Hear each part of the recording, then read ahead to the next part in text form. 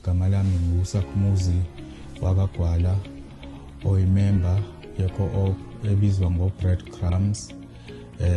Ngidlulisa nje ukubonga ngaphansi komkhandlu weTheku osenzele khona siyi-co-op esathuthuka ngoba siqale sasebenza nje sisasebenzela ekhaya senza umsebenzi omncane, kodwa-ke ngokucela kumkhandlu wethu omkhulu, umkhandlu weTheku, ukuthi usilekelele ngey'nsiza ukuze sikwazi ukuthi sigcine umsebenzi siwenza ube mkhulu.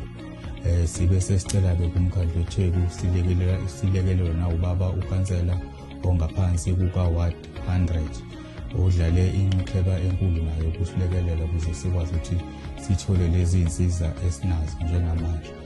Okungapheleleke ngoba siyafisa nanokuthi siphinde ukuthi basinike nokunye okunjengama-generator ngoba sinesifiso sokuthi si-ede umsebenzi wethu sigcine sesenza nezinkwa.